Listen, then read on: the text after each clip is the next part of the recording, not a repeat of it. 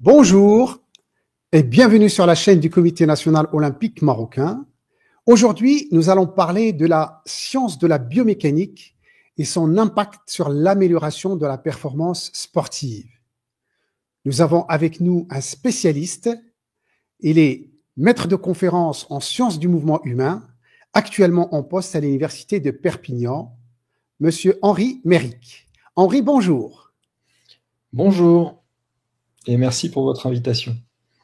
Merci à vous, Henri, d'avoir accepté l'invitation du Comité olympique. Alors, je rappelle rapidement que vous étiez d'abord sportif de haut niveau en kitesurf. Vous accompagnez toujours des sportifs de haut niveau et vous avez, si je puis dire, cette double casquette à la fois de la recherche et du terrain. Aujourd'hui, nous allons parler de la biomécanique, en quelque sorte votre spécialité. Mais avant d'aller loin sur cette thématique, Henri, moi, j'aimerais vous poser une question très basique. Qu'est-ce que c'est que la biomécanique et en quoi est-elle importante pour le sport? Alors, la biomécanique, d'un côté, tout le monde a l'impression de savoir ce que c'est, et puis on a un peu de mal à le définir. Donc effectivement, c'est une question centrale de bien définir ce qu'est la biomécanique. La biomécanique, c'est l'étude des forces, des différentes forces qui peuvent s'appliquer sur un organisme et sur ses composantes, par exemple sur le corps humain, sur les bras, sur la tête, sur les jambes. C'est donc l'application des principes de la physique et de la mécanique à l'étude du mouvement des organismes vivants. À tous les niveaux, processus biologiques, processus physiologiques, et comment ils vont se mouvoir, comment ils vont se déplacer, comment ils vont être impactés par les différentes forces qui interagissent avec eux ou qu'ils produisent.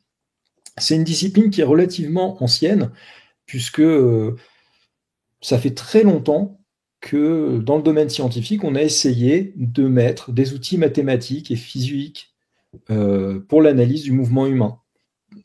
Les penseurs grecs, dans un premier temps. Ensuite, il y a eu tout un mouvement avec les penseurs arabes, les mathématiciens et médecins du courant arabe. Puis, ça s'est forgé un petit peu plus en Europe à partir du XVIIe. On cite régulièrement Alfonso Borelli comme étant le père de la biomécanique, c'est-à-dire de cette discipline scientifique qui vise à utiliser la physique pour analyser le mouvement humain. Et puis après, il y a eu un emballement d'acteurs scientifiques, Jules-Édouard Maret par exemple, puis Hill, puis d'autres qui sont venus après. Donc la biomécanique, c'est une science qui a pour objet l'analyse des mouvements des systèmes biologiques, donc le système humain, mais pas uniquement. Il y a aussi de la biomécanique pour les chevaux, pour les oiseaux, ainsi de suite, et qui a pour objectif de comprendre les mouvements, de savoir comment ils s'organisent. Donc, l'analyse du mouvement humain, dans le sport et dans les activités sportives, beaucoup de mouvements. Alors, en quoi la biomécanique est importante pour justement les activités sportives? L'importance de la biomécanique se situe dans le sport, dans le fait que la biomécanique, elle est au croisement entre le contrôle du geste par le système nerveux central, la biologie avec les tissus musculaires que sont les os, les tissus conjonctifs, les tendons et les muscles, et la physique, c'est-à-dire les principes d'inertie, de vitesse, d'accélération. Du coup, l'analyse biomécanique permet, par des valeurs physiques qui sont relevées, de comprendre le geste sportif. Par exemple, sur la diapositive numéro 4,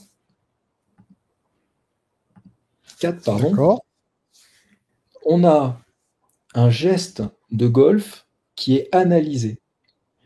L'analyse de ce geste de golf va nous permettre de comprendre comment le mouvement humain s'organise pour réaliser le swing de golf.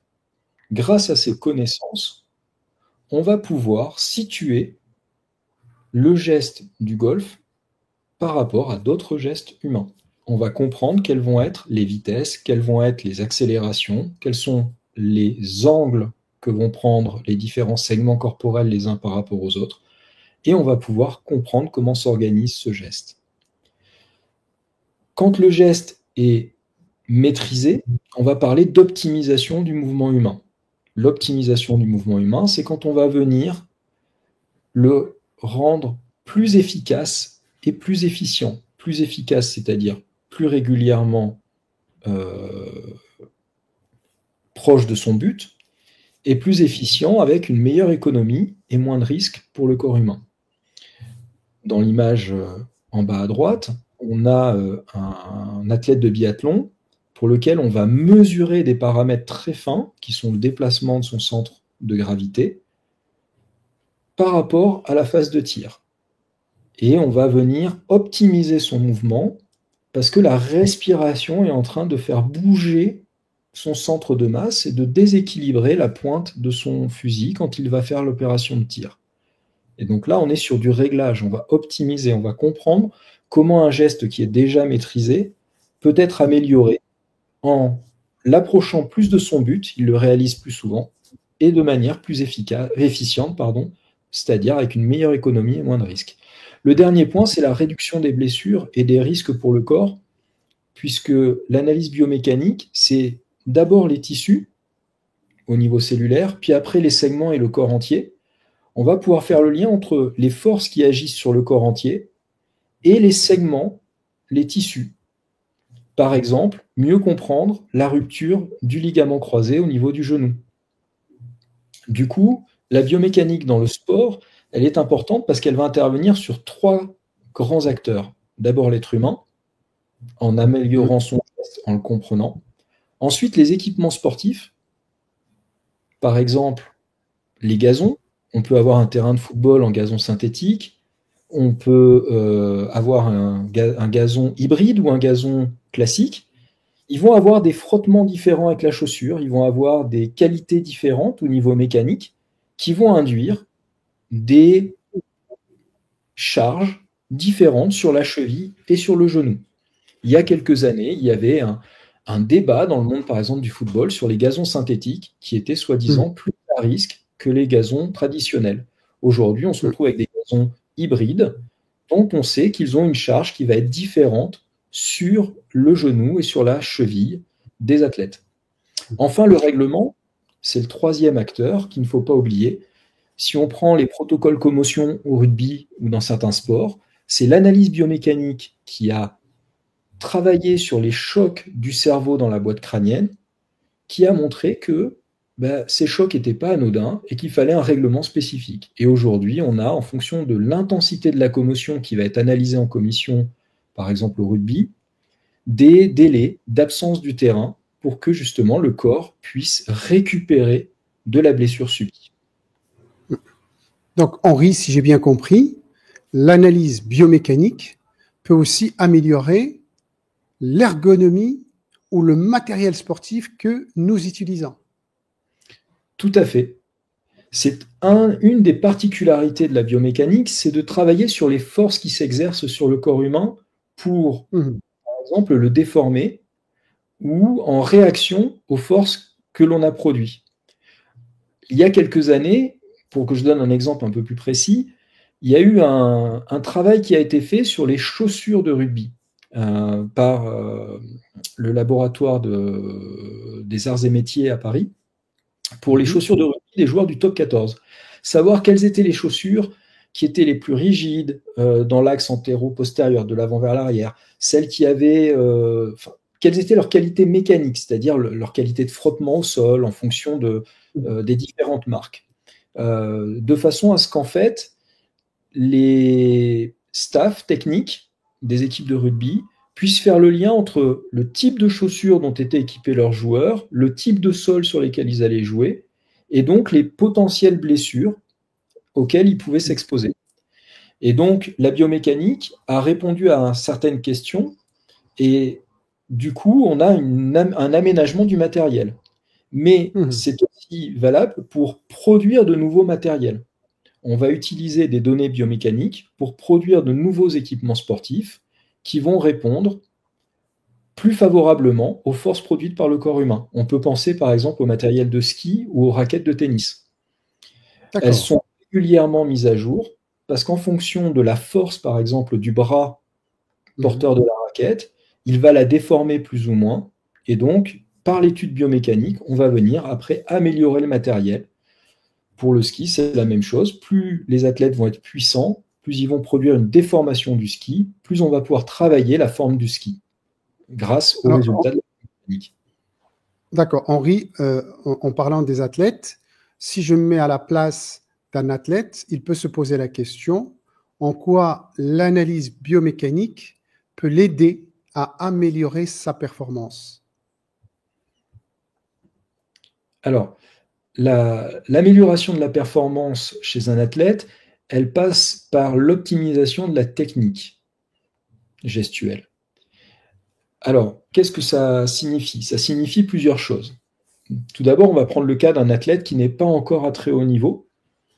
L'analyse biomécanique, aujourd'hui, elle se fait sur tout type d'athlète. Et on a donc des bases de données importantes qui vont nous permettre de situer où est l'athlète par rapport à ses qualités biomécaniques, par rapport à une référence qui sera, par exemple, l'élite. Je vais donner un exemple, le golf. Mhm. Aujourd'hui, il y a des banques de données d'analyse des meilleurs golfeurs au monde où on connaît la vitesse de la tête du club de golf, l'amplitude de l'épaule quand il va y avoir le geste de swing, les qualités de posture. Et donc, quand on va faire une analyse biomécanique d'un golfeur ou d'une golfeuse, on va pouvoir le situer par rapport aux performances biomécaniques d'athlètes de très haut niveau et savoir où se situent les différences, les euh, similarités, et on va pouvoir du coup orienter le travail, soit technique, soit musculaire, que l'accompagnement de ce golfeur ou de cette golfeuse veut mettre en place. Ça, c'est le premier niveau. On va pouvoir situer par rapport à une base de données de gestes, comment le geste est réalisé par un athlète, et donc quelles sont ses différences et ses similarités avec les autres athlètes. Premier niveau. Le deuxième niveau, c'est de limiter les gestes qui vont être négatifs, qui vont créer des pathologies, qui vont créer des blessures. Donc, Mhm. c'est de mesurer chez l'athlète les paramètres de son geste pour comprendre si il est en train ou pas de créer des déficiences ou des Mhm. pathologies. Si je termine sur l'exemple du golf, il n'est pas rare qu'on découvre que chez les golfeurs, il y ait une vertèbre en plus, une vertèbre sacrée qui est venue se séparer parce qu'à force d'avoir une mobilité thoraco-abdominale importante, ben, ils viennent Mhm. créer des tensions sur cette zone-là. Donc l'analyse Mhm. biomécanique nous permet de prendre en compte cet élément et du coup d'améliorer la prise en compte des gestes qu'ils doivent réaliser. Henri, si je peux me permettre, il y a une chose qui m'interpelle. Donc, imaginons un jeune qui fait du tennis. Il a appris, je dirais, une certaine technique pour faire son coup droit, pour faire son revers, pour faire son service. Et donc, avec le temps, il va, je dirais, s'approprier cette technique. On est d'accord. Oui. Quelque temps plus tard, il va être, par exemple, sportif de haut niveau. Est-ce que à ce moment-là, quand on va lui faire de l'analyse biomécanique et quand on va lui dire, bah, ton geste, il n'est pas conforme, par exemple, au geste des meilleurs et qu'il faudrait le changer, est-ce que ça ne posera pas une difficulté pour ce joueur de tennis, pour ce sportif, de réapprendre pour apprendre un nouveau geste? Alors effectivement, euh, il faut doser quand on va faire une analyse biomécanique. Si le geste va créer du risque ou de la blessure, il faut le modifier. Sinon, il faut l'optimiser. Chaque année, chaque grande compétition nous offre euh, à voir des sportifs qui ont des gabarits différents, des techniques différentes et qui performent au plus haut niveau mondial. Donc l'objectif de la biomécanique, c'est pas de faire que tout le monde ait le même mouvement, mais c'est plutôt d'éviter les mouvements qui seraient à risque et d'améliorer les mouvements que les sportifs ont intériorisés, ont créés au cours de leurs années d'entraînement pour les rendre plus efficace. C'est-à-dire tout simplement pour que le geste obtienne plus régulièrement le résultat souhaité. Donc, prenons un exemple du tennis. Un joueur de tennis qui aurait un service peut-être particulier, il y a deux grandes écoles, les pieds plutôt écartés pour avoir une projection vers l'avant, les pieds plutôt serrés pour avoir une projection vers le haut. En biomécanique, quand on analyse les services, on ne va pas proposer un changement de technique gestuelle, on va plutôt évoquer quelles sont les pistes d'amélioration de cette technique gestuelle et quels sont les risques quand on va continuer cette technique gestuelle. Et du coup, l'entraîneur, le staff et l'athlète vont pouvoir discuter pour savoir qu'est-ce qu'ils souhaitent mettre en œuvre par rapport à ça. Ensuite, il n'est pas rare qu'un athlète veuille changer de technique. C'est-à-dire qu'il s'aperçoit qu'il y a un athlète qui utilise une technique particulière et qu'il veut la transformer.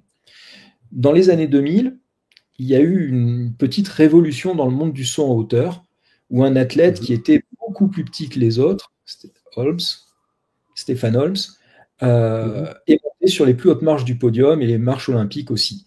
Et du coup, beaucoup d'athlètes ont voulu reproduire sa technique gestuelle. Mais pour la reproduire, ils ont eu besoin d'une analyse biomécanique pour essayer de comprendre comment il posait son pied, quels étaient ses appuis.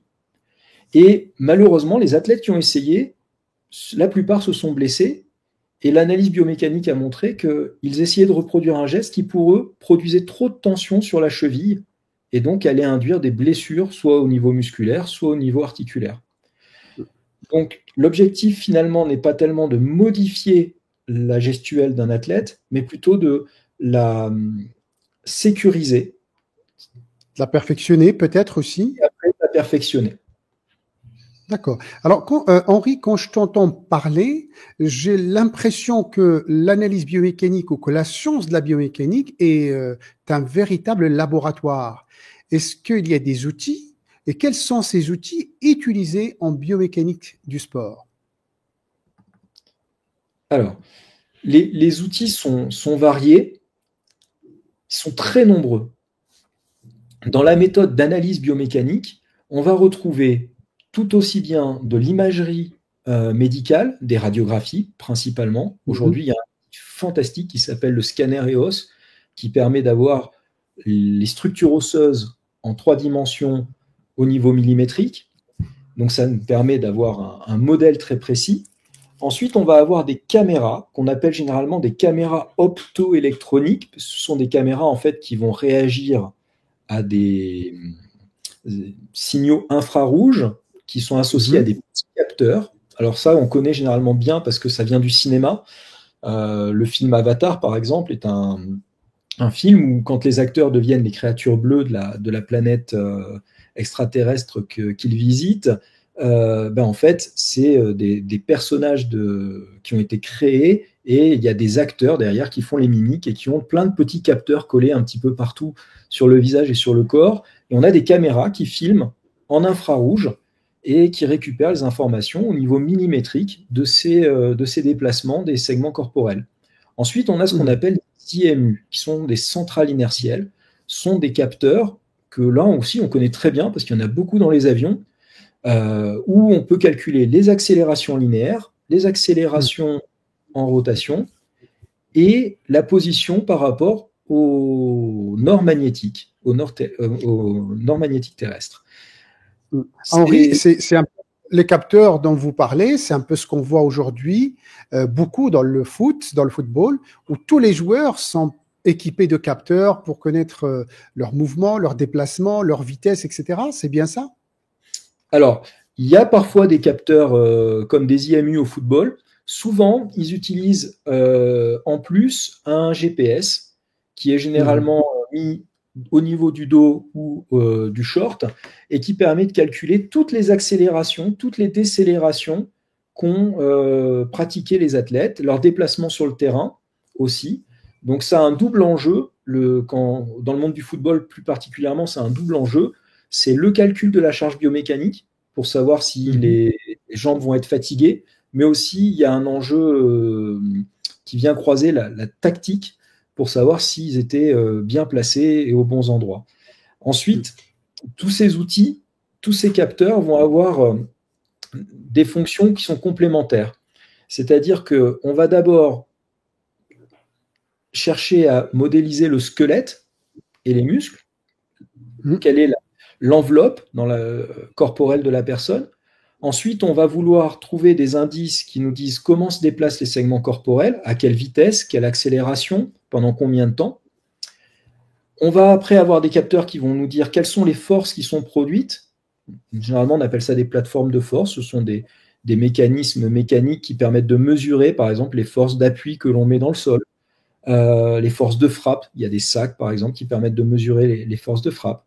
Et ensuite, on va récupérer un petit signal qu'on appelle le signal électrique, l'EMG de surface, l'électromyographie de surface, qui permet de savoir quels sont les muscles qui se sont contractés. Parce que le signal électrique qui passe dans le corps humain et qui contracte le muscle, on va pouvoir le mesurer.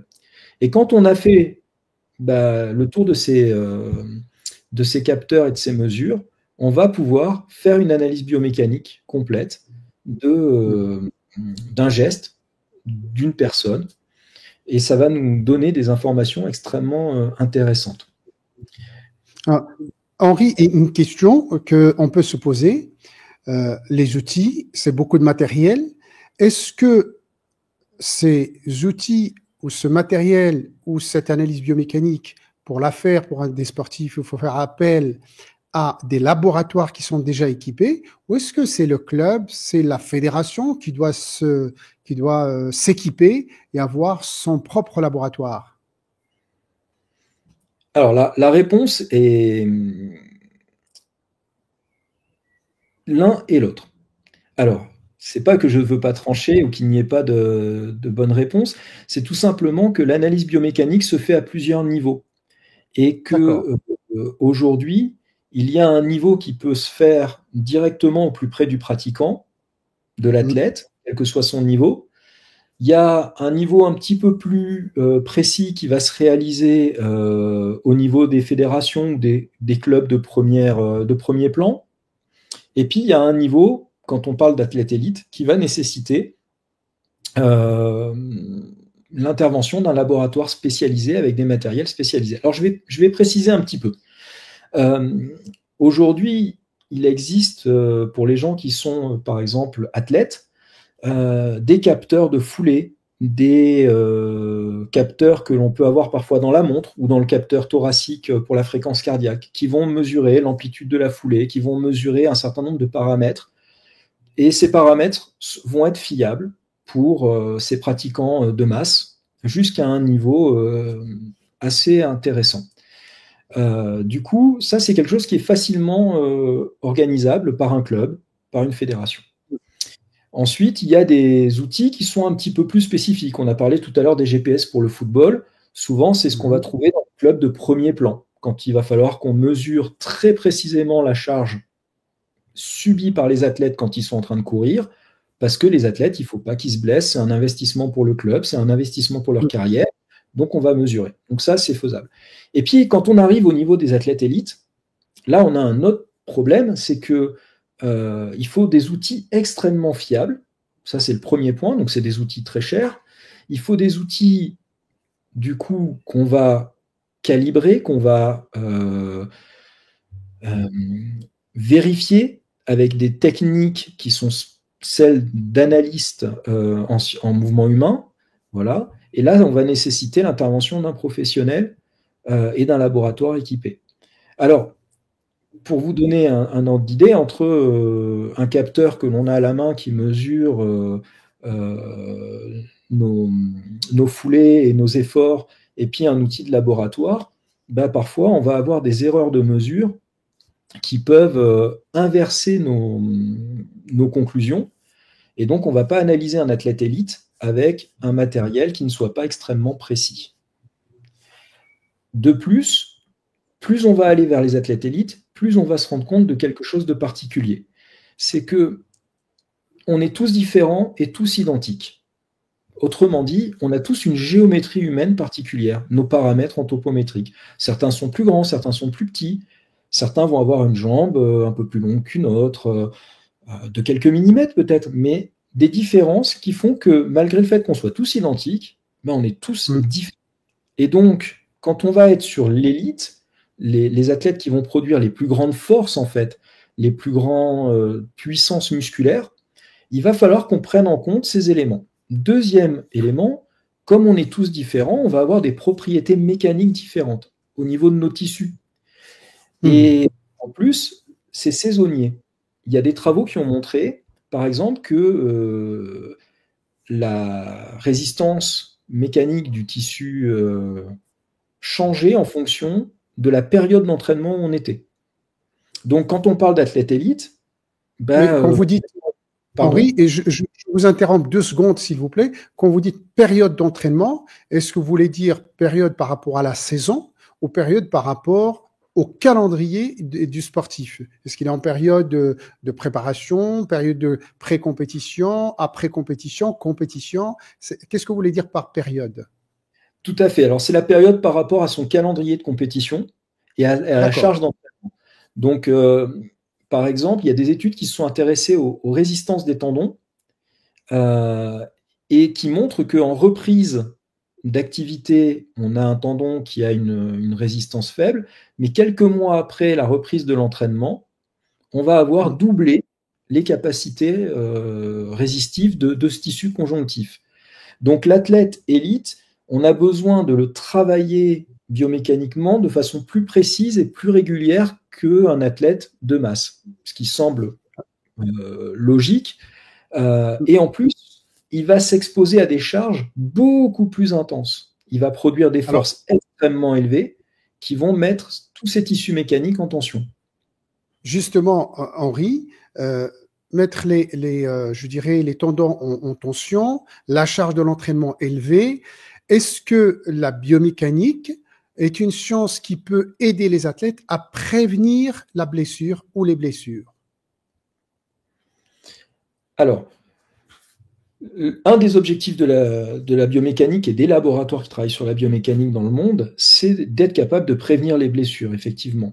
Comment on peut prévenir les blessures grâce à la biomécanique? Une fois qu'on connaît bien les paramètres de géométrie du corps humain, une fois qu'on a bien les paramètres de résistance des tissus, on va pouvoir en fait simuler l'intervention d'une charge sur ces paramètres-là et voir à quel moment ces charges vont provoquer ou pas une rupture des tissus ou vont en tout cas endommager suffisamment ces tissus pour qu'ils ne soient plus en capacité de répondre. Alors, qu'est-ce que ça veut dire en pratique? Il y a beaucoup d'études qui vont essayer de faire le lien entre la résistance d'un tendon et les gestes techniques réalisés dans le sport. Par exemple, le cadrage débordement au rugby. C'est une charge extrêmement élevée où on va avoir très vite 10 fois son poids sur sa jambe. Et donc, le modèle biomécanique va essayer d'évaluer comment la jonction entre le fémur et tibia au niveau du genou vont réagir en rotation et en organisation quand il va y avoir cette charge.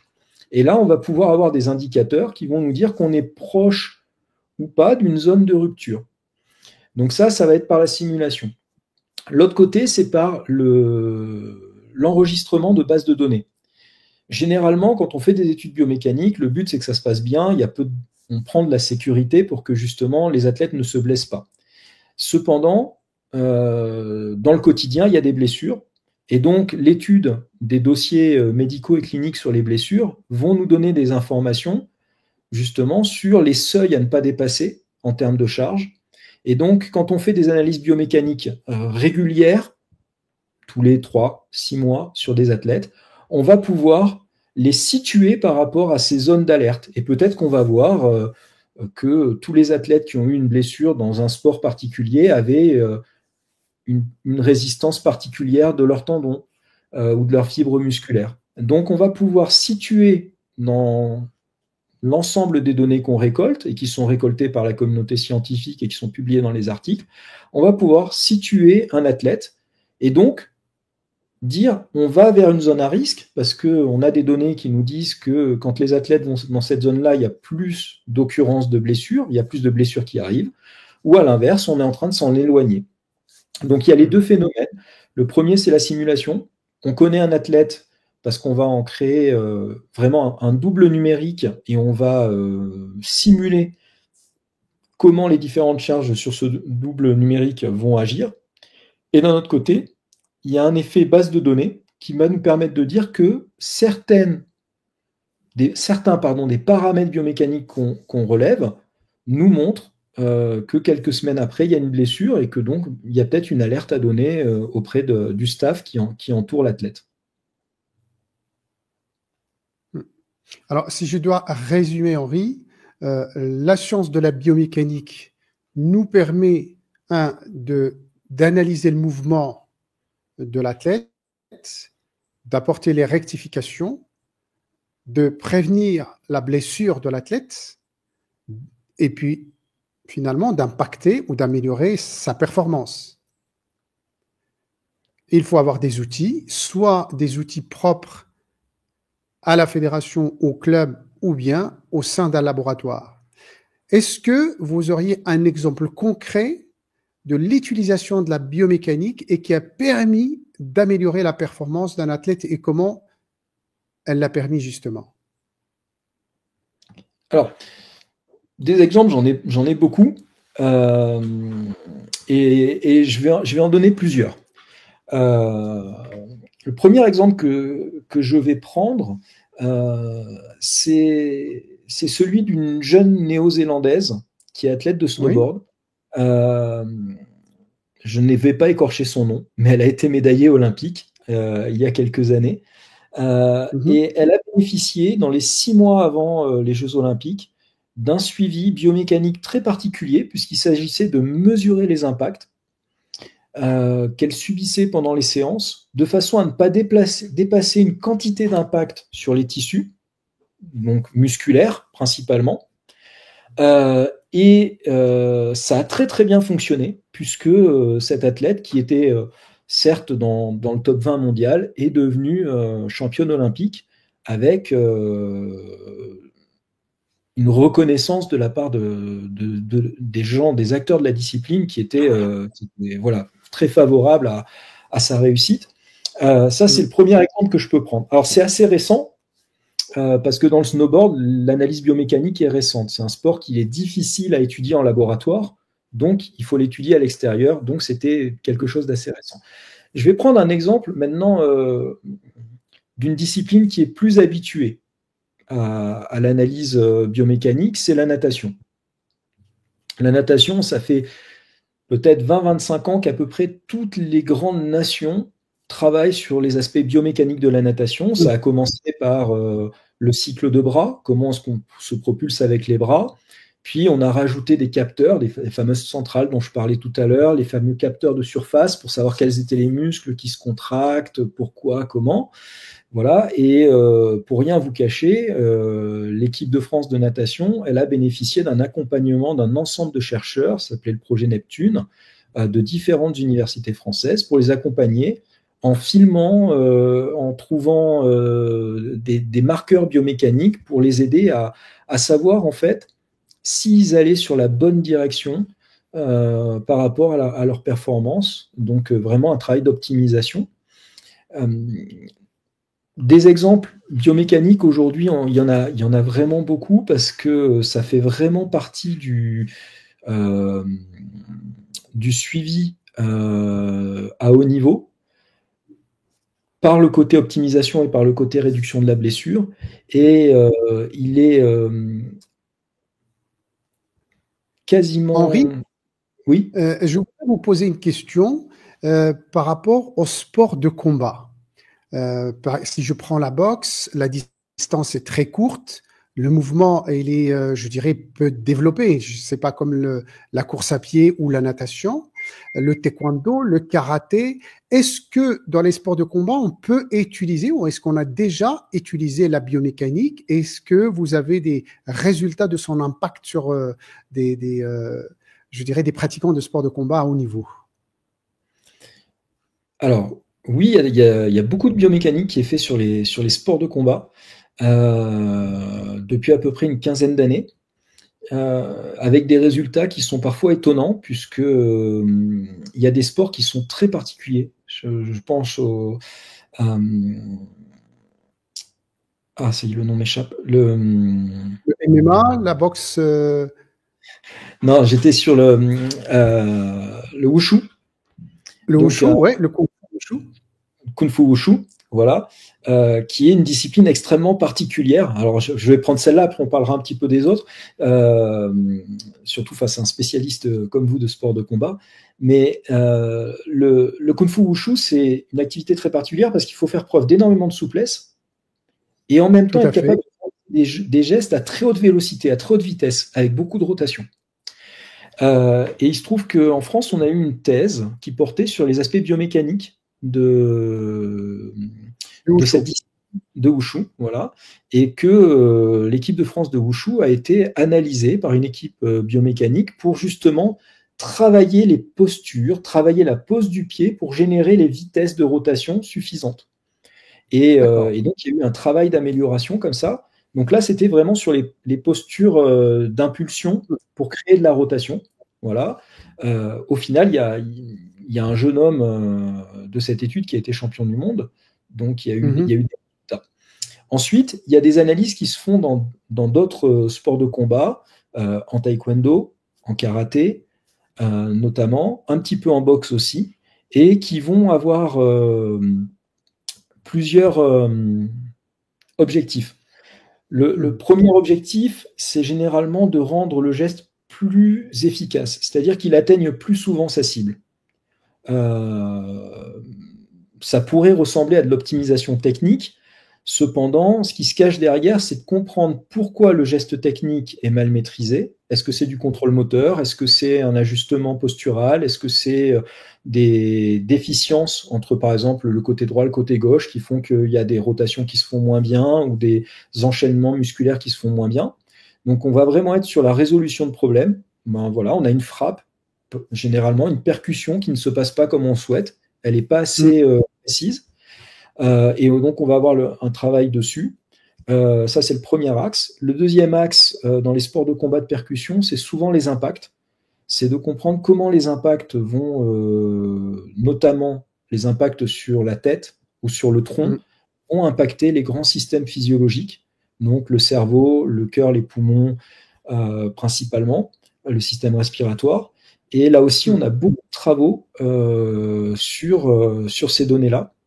On n'est pas dans le même domaine d'approche que sur des sports qui ne sont pas des sports de combat.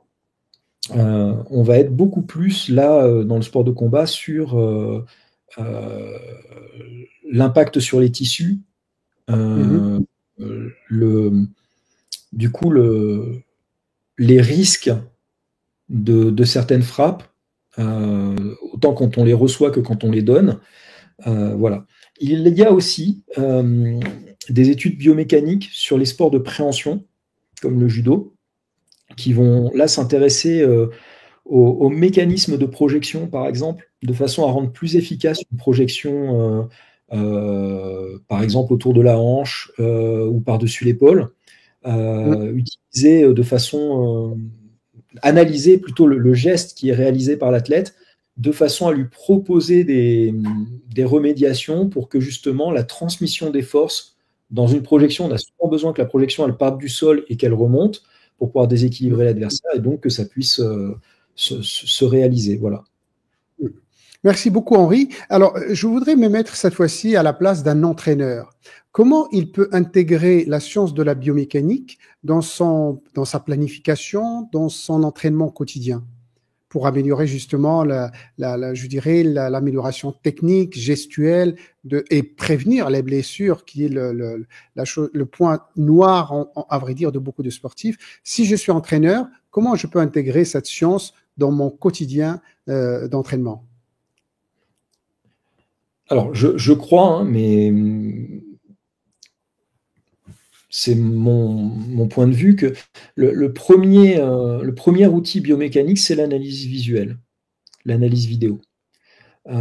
Aujourd'hui, prendre des informations grâce à une vidéo, mesurer un angle par exemple du bras, c'est une information et il faut la prendre. Je vais vous donner un exemple.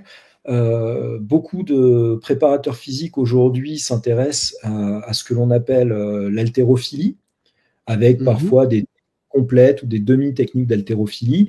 Et en haltérophilie, l'extension de la cheville, l'extension du genou, l'extension de hanche sont des paramètres importants pour savoir si on peut augmenter la charge, augmenter la vitesse de réalisation. Sont des Mhm. paramètres que l'on peut relever facilement sur une vidéo. Et on va être dans l'analyse biomécanique. Et ce sont des paramètres qui sont importants pour justement le suivi de l'athlète dans cette préparation physique en haltérophilie, si ce n'est pas sa discipline sportive à lui. Donc là, moi, je pense que le premier niveau, il est vraiment prendre des repères visuels, filmer ces athlètes en train de réaliser les gestes, parce qu'on va revenir sur quelque chose de très simple en biomécanique. D'abord, il faut avoir un corpus de gestes à analyser. On va les classer. Ceux qui ont bien fait leur objectif, ceux qui ont bien atteint leur objectif, ceux qui ne l'ont pas atteint. Et après, on va travailler par comparaison, similarité et comparaison entre les gestes qui ont bien fonctionné et ceux qui n'ont pas bien fonctionné. On est au premier niveau de l'analyse biomécanique, hein, sans rentrer dans les vitesses, forcément, sans rentrer dans des données physiques de suite. Et puis, après cet outil biomécanique, on va pouvoir faire appel à des petits outils comme les capteurs, les centrales inertielles, comme les GPS, qui vont, eux, nous donner des valeurs mesurées, objectives. Il était à 2 mètres par seconde, il était à telle quantité d'impact. Et là, il va falloir justement faire le lien entre la littérature scientifique et les données qu'on observe quand on est entraîneur pour se dire, tiens, là, je suis dans une zone à risque, là, je n'y suis pas. Et dernier niveau, pour répondre, c'est que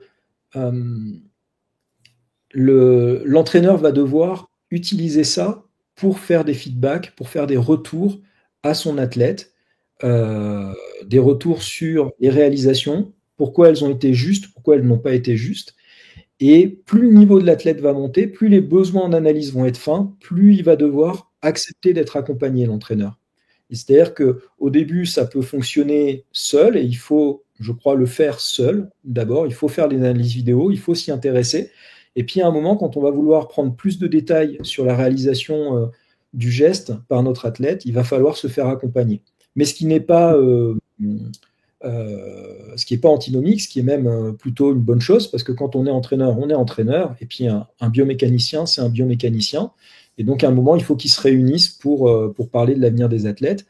Je crois que ce n'est pas niveau dépendant, contrairement à tout ce que je vous ai présenté avant, où il y a une sorte de gradation. Plus on va vers le haut niveau, plus il faut qu'on ait une discussion biomécanique. Je crois que c'est aussi très important chez les enfants, et ça, c'est quelque chose dont les entraîneurs doivent prendre conscience. La biomécanique chez l'enfant, c'est quelque chose de très, très important. Regardez si un enfant a les genoux qui rentrent ou qui sortent avant de lui faire des bondissements pour qu'il ait les bonnes ajustements posturaux et qu'on évite de blesser et d'avoir après des comportements qui ne seraient pas souhaités. C'est déjà faire de la biomécanique, mais il faut s'y intéresser. Et je crois que ça commence par là. Le dernier point, oui, c'est je vous laisse.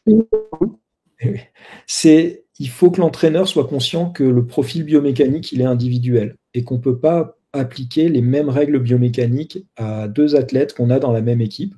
Il faut être capable de le différencier et de l'adapter à chacun.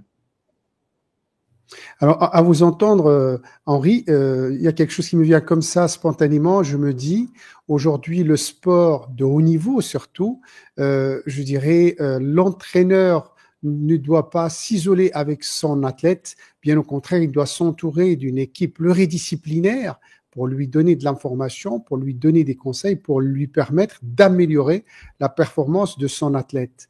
Et je pense aussi, en début de cette visioconférence, j'ai parlé de la biomécanique, une science au service de la performance sportive, mais j'ai envie de dire plutôt la biomécanique est indispensable.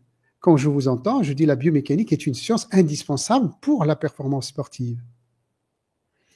Alors moi, j'ai envie de répondre que oui, pour deux raisons. La première, c'est que c'est l'analyse du mouvement humain et que toute performance sportive est un mouvement humain. Donc, plus on va l'analyser, plus techniquement, les références techniques que l'on va prendre à l'entraînement, les retours techniques qu'on va faire seront précis.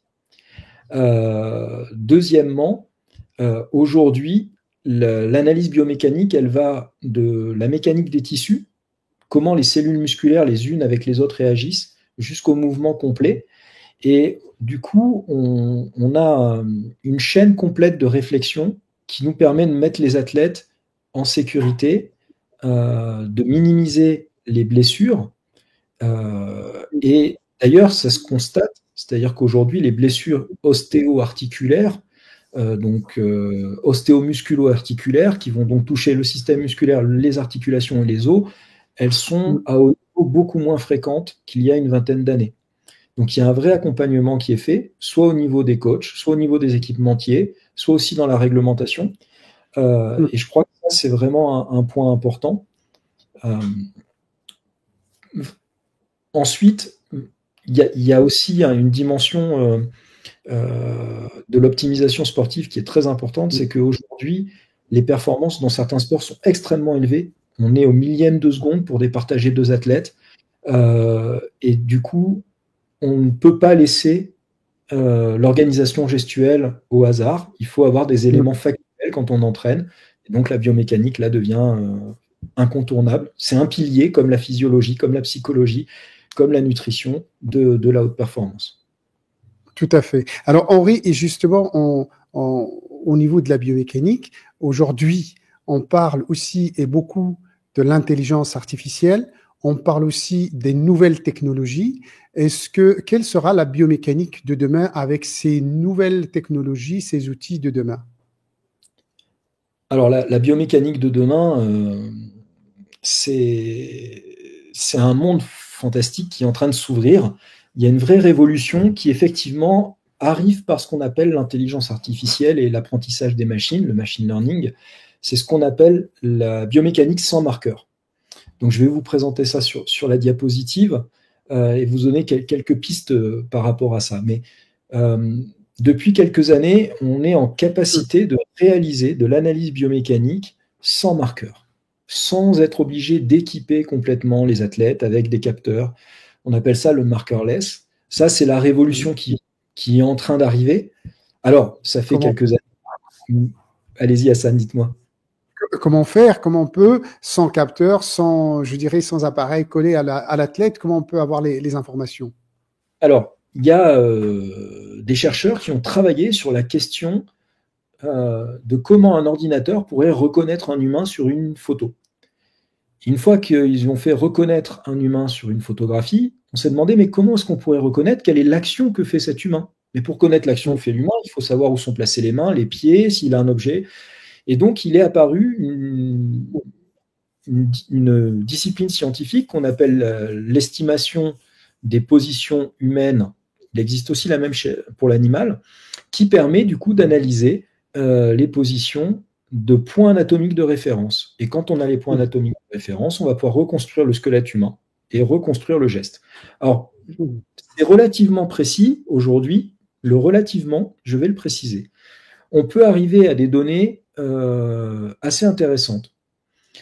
Tout en haut, vous avez ma diapositive, vous avez une représentation abdomen, diaphragme, thorax, donc ce qu'on appelle une paroi thoraco-abdominale qui est reconstruite sans contact avec le patient et qui permet d'éditer les petites courbes à gauche qui sont les courbes respiratoires. Donc aujourd'hui, on est capable de capter un signal physiologique sans contact avec le sujet grâce à la biomécanique sans marqueur. Juste en dessous, on a une athlète qui réalise une course de 400 mètres haies et qui est analysée automatiquement par l'ordinateur. On récupère les positions des segments corporels, ce qui fait qu'on va pouvoir faire un outil qu'on appelle un kinogramme d'analyse technique automatiquement. Et puis le dernier exemple, c'est l'analyse en temps réel et en situation réelle d'un snowboarder. Ici, un jeune snowboarder qui est dans le top 3 mondial de sa catégorie d'âge, où on va pouvoir en temps réel donner des positions de points anatomiques de référence qui ont un intérêt. Je vais vous donner l'exemple là sur le snowboard. La ligne du bassin, c'est une ligne qui va être importante quand on va prendre l'impulsion à la sortie du kicker, de la table d'impulsion. Et donc, la position de la jambe droite et de la jambe gauche en flexion ou plus en extension, c'est un paramètre technique que l'entraîneur a besoin de récupérer. Le fait de pouvoir le faire sans marqueur, ça veut dire qu'à la fin des séances d'entraînement, l'entraîneur peut récupérer un paramètre technique mesuré et voir quel a été l'impact de la séance d'entraînement, les transformations de l'athlète. Alors tout ça, c'est grâce à l'IA, ce qu'on appelle l'intelligence artificielle, plutôt ce qu'on appelle le machine learning, l'apprentissage par les machines. On a appris aux machines à décoder le corps humain et à savoir quelles en étaient les positions. Cependant, on fait encore des petites erreurs. La machine fait encore des erreurs. On ne l'a pas complètement bien entraînée, cette machine. Et on fait parfois des erreurs de quelques millimètres sur la position des marqueurs. Ce qui fait que pour l'instant, la biomécanique classique, on en a encore besoin pour être sûr de nos valeurs. Mais dans les années qui viennent, ces modèles vont se renforcer. Il y a d'énormes investissements sur ces technologies-là qui fait que ça va exploser. Alors, pourquoi aussi c'est intéressant, ces technologies-là? C'est qu'on a aussi en parallèle des techniques de simulation qui sont de plus en plus précises et qui nous permettent de simuler au muscle près lequel va se contracter, pourquoi, et quelle va être la charge qu'il va subir. Et ça, c'est très intéressant, et ça vient d'un phénomène qui va se généraliser un petit peu plus dans les années qui viennent. On a aujourd'hui des systèmes d'imagerie médicale qui permettent de reconstruire les segments corporels à leur taille exacte.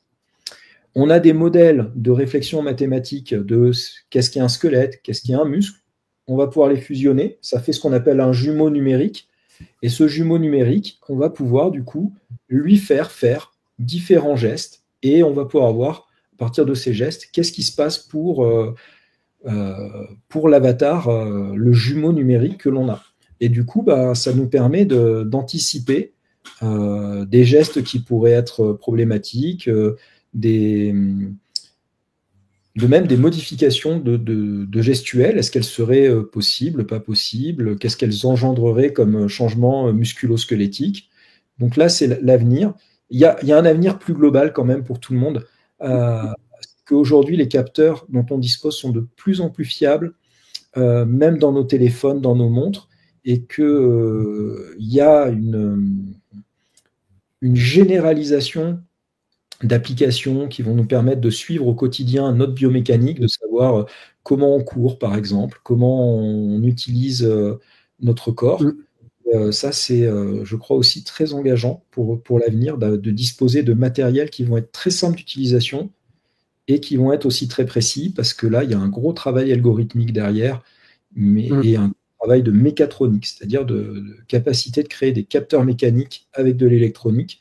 Et là, il y a des sociétés, il y a des entreprises qui font des capteurs absolument phénoménaux qui vont arriver dans quelques années dans nos téléphones, dans nos montres, dans des bagues, dans des colliers, dans des bracelets, et qui vont nous permettre de récolter au quotidien nos données biomécaniques.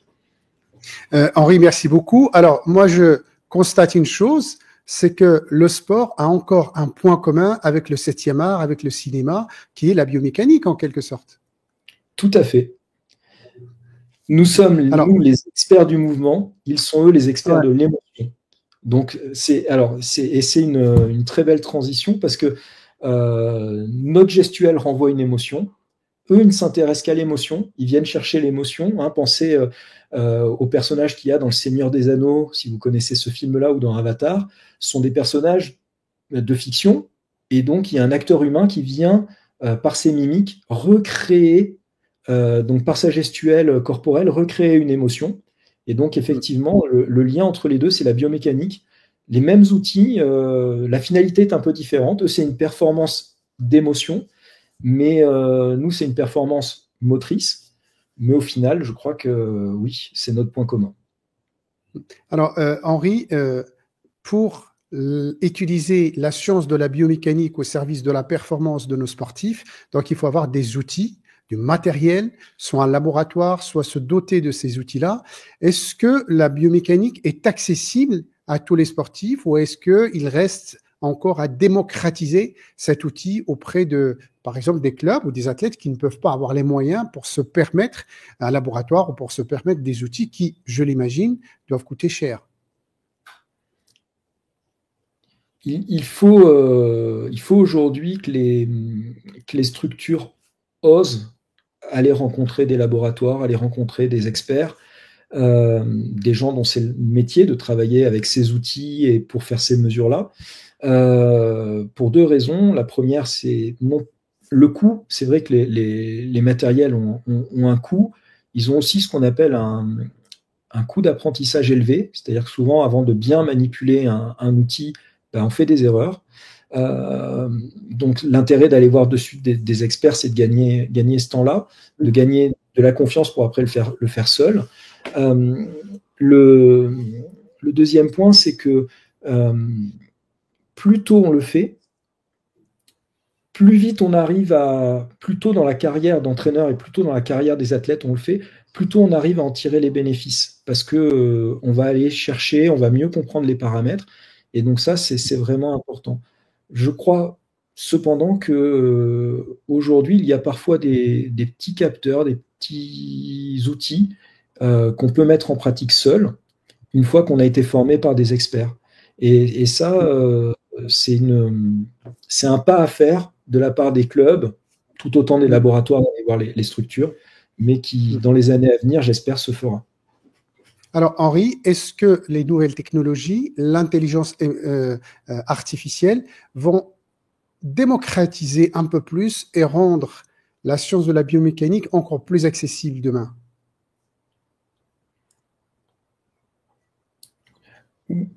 Oui, aujourd'hui, on assiste à un mouvement global où les technologies de l'information, machine learning, intelligence artificielle, favorisent les processus de traitement d'informations ou de données. Et comme c'est un des points très particuliers de la biomécanique, je pense que ça va favoriser l'apparition de nouvelles applications, de nouvelles technologies qui vont nous permettre de plus facilement avoir accès aux données traitées. D'ailleurs, aujourd'hui, dans toutes les grandes industries du sport, les grandes équipes, vous avez des acteurs dont le métier est de produire aujourd'hui des outils d'intelligence artificielle au service de la performance, principalement physiologique, mais aussi biomécanique. Alors, je vais reprendre ton mot, Henri. Tu as dit tout à l'heure, il faut oser aller voir les laboratoires. Moi, je dirais à tous ceux qui nous regardent, qui nous suivent, osez aller voir les laboratoires, frapper aux portes des laboratoires, osez aller voir aussi les universités qui sont dotées de laboratoires de recherche en biomécanique et mutualiser les moyens pour introduire cet outil de biomécanique afin d'améliorer la performance de vos sportives. Je suis tout à fait d'accord, Hassan, c'est une bonne formulation. Alors, il faut des initiatives qui partent des deux côtés. Effectivement. Alors, on arrive à la fin de notre émission. Si je peux résumer en quelques mots, bien sûr. La biomécanique, je dirais pas un outil au service ou une science au service, mais une science indispensable pour l'amélioration de la performance de nos sportifs par l'analyse du mouvement, par l'amélioration du mouvement et par la même occasion, prévenir les blessures et anticiper sur les blessures de nos sportifs. Est-ce qu'on peut valider ce résumé, mon cher Henri? Je le valide tout à fait. Alors, je vous donne le mot de la fin. Le mot de la fin. C'est. Je crois que pour finir sur cette thématique, je crois que ce qui est fondamental, c'est que entraîneurs, athlètes, accompagnateurs d'athlètes, l'entourage rentrent dans une démarche très individualisée. On a tous besoin de connaître comment notre corps évolue quand il bouge à tous nos niveaux. Et je crois que c'est ça la biomécanique vraiment de demain, c'est qu'il faut que tout le monde prenne conscience qu'on a besoin de comprendre comment on bouge, comment on évolue, et c'est le point de départ d'une nouvelle façon de concevoir l'activité sportive.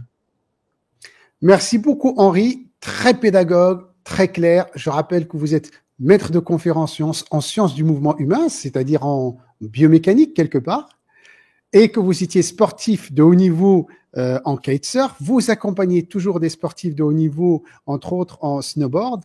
Donc, vous avez cette double compétence du terrain, mais également de la recherche et de la pédagogie. Merci beaucoup. Merci d'avoir accepté notre invitation. Je salue tous ceux qui nous regardent. Merci pour votre présence et je vous dis à très bientôt. Merci, au revoir.